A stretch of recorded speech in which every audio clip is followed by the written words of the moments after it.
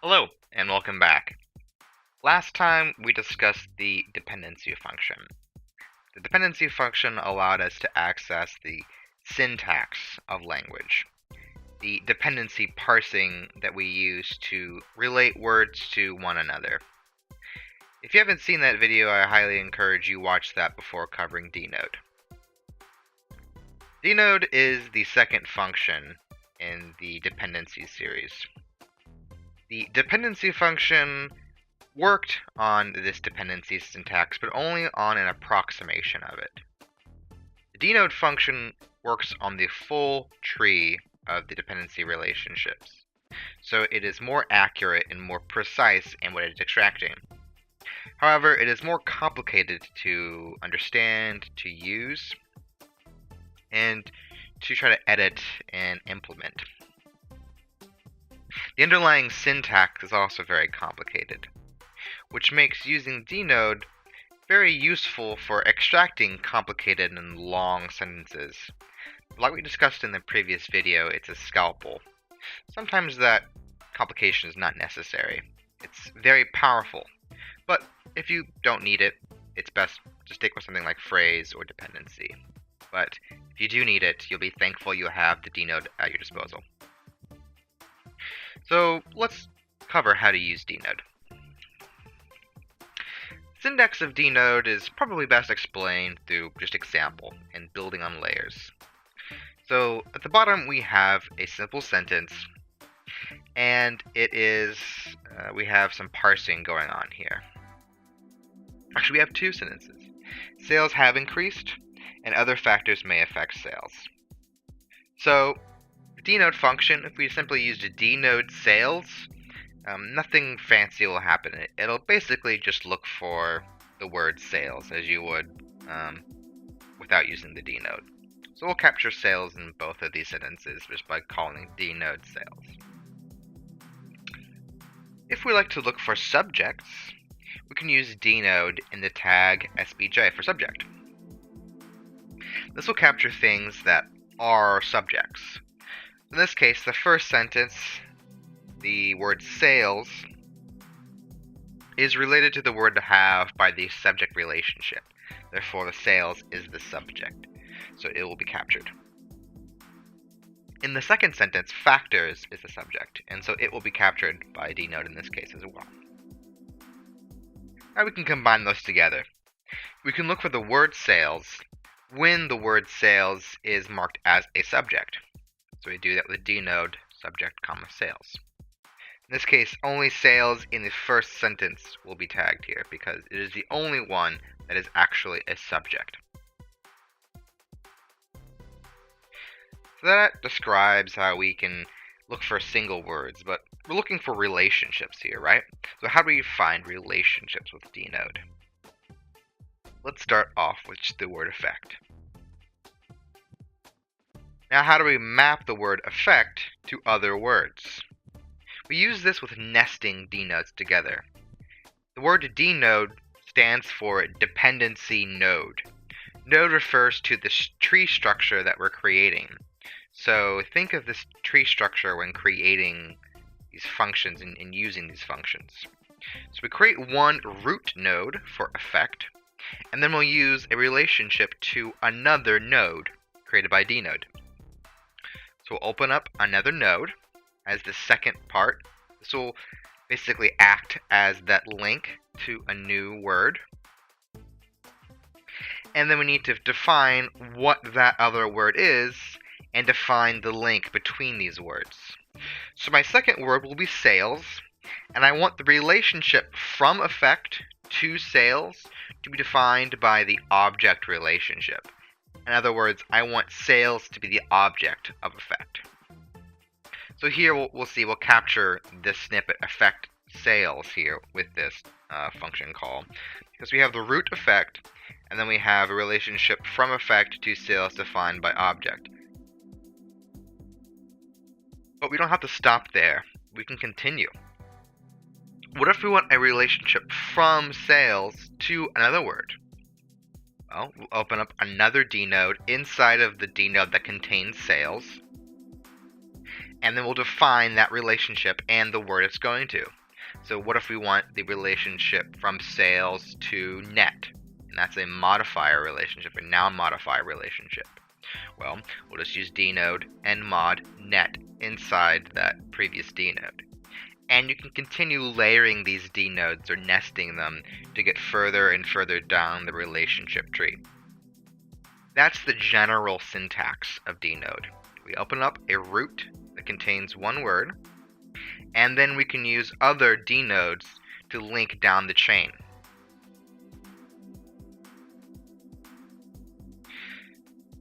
This is a general example here. We have a relationship from word A to B. We just use A, dnode A, then open up a second node for dnode, and then define that relationship to B. For example, dnode effect sales as defined by an object.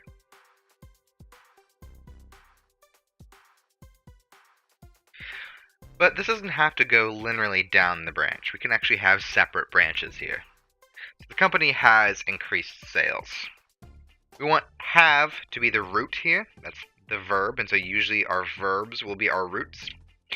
So dnode have, and then I want a relationship from have to the company. Specifically, I want this relationship to be defined as a subject relationship the company has. So I'll use dnode subject company. But I don't care for the company to be related to anything else. There's the noun modifier to the, but I don't care about that. So I'll close that dnode. I'll put a comma, and then I'll open up another branch. In this branch, I want dnode to be related to another verb. I want that to be related as a verb chain. So has what? Has increased. So I'll use dnode verb chain increase. And then I want to go further down this chain. I would like increased to be related to another word, sales, as defined by an object relationship, increased sales. So I'll use dnode verb chain increase, dnode object sales. So now I have two branches, one going from have to company, defined as a subject. I've closed that branch. And then I have another branch from have to increase, as defined with a verb chain. And then from increase to sales, as defined as a object relationship. So if you think of dnode as just opening different branches between words, creating nodes and then links between them, you'll understand the syntax a bit better. Also, it's useful to break down your PDL here into multiple stages using spacings and new line to really visualize what's going on here. If we have that all in one line, it's probably difficult to understand or come up with. Break it up into new lines. So, just visually, we start with has. We go to company. It's defined there. And then we want to go from have to increase. So we have that existing already, and then we have the other branch from has to increased, and then we go from increased to sales.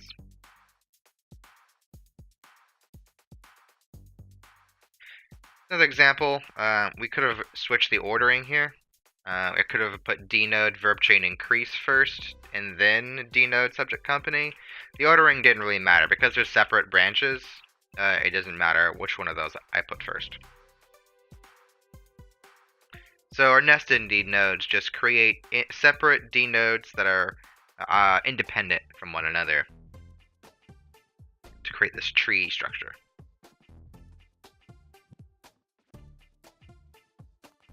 So dnode itself can actually be treated as a word. So if I want to look for sales when sales is an object, I can use dnode object sales, and then I could use phrase if I wanted to. So like phrase to affect dnode object sales. So if I don't want the full chain using dnode, maybe it's too much processing power, or that's just too specific, I don't care for that. Maybe I'm happy with the performance I get from a proximity function like phrase. I can just use dnode as a part of that proximity, and I'm fine. This is a very common technique.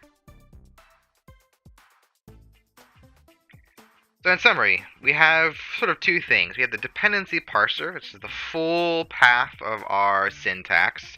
This is what Dnode is going to be using. It's more precise. It can apply to any word in a sentence, and there's going to be a lot of dependency relationships between our words. It's also the syntactic analyzer tagging. This is sort of a approximated and simplified version of the dependency parser, and that's what the dependency function uses. It's easier to learn and easier to use. It's not as precise, and it has some limitations, as we saw in the previous video, but it can be often easier for things that have verb chains, for example, like had been increasing. In a dependency relationship, had been increasing is this verb chain relationship, and so it might not be intuitive that you have to use that verb chain relationship. You might not think of it. With using the dependency syntax or the dependency function to analyze the syntactic analyzer tagging, you don't really need to worry about verb chains that much, and you don't need to think about it. So in some cases, dependency function is easier to use. Sometimes Dnode is just more powerful and more necessary. You have to evaluate these as you're assessing what functions to use. So, the practical considerations. Well, Dnode has high accuracy rate with complete formal sentences. It's very useful for extracting what we call sparse patterns. Based on the tagging, we can easily verify it. We can plot the text tagger and see all the tagging in our data and check that and with the results. We can kind of see what's going on in the text. And then we can combine that with other PDL functions. We saw that with phrase, but we can include that with negate or entity, for example. So it has a lot of utility there. Some limitations of Dnode is that it's more powerful, but it takes longer processing time. Also, if we're working with abbreviated and formal, a lot of maybe jargon or colloquialisms, or shorthand, improper grammar, this sort of informal text will probably have a lot of tagging errors because the tagging is assuming we have proper English. That's what the linguistic syntax is built for. So if we had these errors, we might not have as high accuracy with Dnode that we're relying on. Also, conjunctions are more complicated. Sometimes we can get around them by using the chunk or constituent functions instead. If Dnode seems like a lot, or you don't know when to use Dnode, or use dependency, or just use a proximity function, don't worry about it. I often start off using proximity functions, and just see where that goes. If I have a good accuracy, and I'm checking my work, and I'm not missing a lot, then maybe I'm done. But if I see I'm missing some pieces of text, or there's a lot of complicated information going on that I'm getting a lot of false positives on, I might consider also using dependency or Dnode, and just try them out. Try both of them. See how accurate they are, and then after you kind of read a lot of text and see the results, assess whether or not you need the full power of Dnode, or you can just use dependency, and whether or not the processing time is sufficient for you. That'll wrap up our discussion on Dnode and the dependency functions. We hope to see you again in some future videos. Thank you.